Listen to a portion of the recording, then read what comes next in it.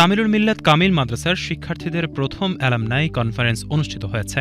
১ November দিনব্যাপী এই কনফারেন্সে অংশ নেন মাদ্রাসার সাবেক ও বর্তমান শিক্ষার্থীসহ দেশের বিভিন্ন শিক্ষা ও ধর্মীয় প্রতিষ্ঠানের প্রতিনিধি, আলেম ওলামা ও বিশিষ্ট নাগরিকেরা। রাজধানীর আগারগাঁওয়ের বাংলাদেশ চীন মৈত্রী সম্মেলন কেন্দ্রে কনফারেন্স অনুষ্ঠিত হয়। ৪টি সেশনে আয়োজিত এ সম্মেলনে প্রধান অতিথি হিসেবে অনলাইনে যুক্ত হয়ে বক্তব্য রাখেন জামায়াত ইসলামের আমির ডাক্তার শফিকুর রহমান।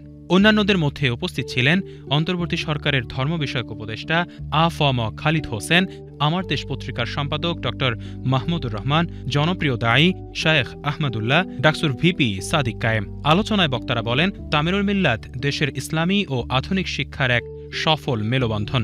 এই মাদ্রাসার ছেলেরা যাত্রাবাড়িতে যে লড়াই করেছিল ফ্যাসিস্ট হাসিনার বিরুদ্ধে, এই ইতিহাস আমাদেরকে বারে বারে বলতে হবে।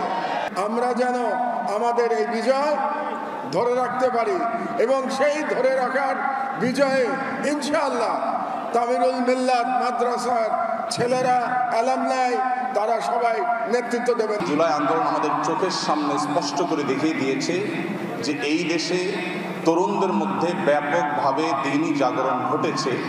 এর পেছনে যে কয়েকটি শিক্ষা প্রতিষ্ঠানের ব্যাপক ভূমিকা আছে, আমি মনে করি তামিরুল মিল্লাত কামিল মাদ্রাসা তার অন্যতম।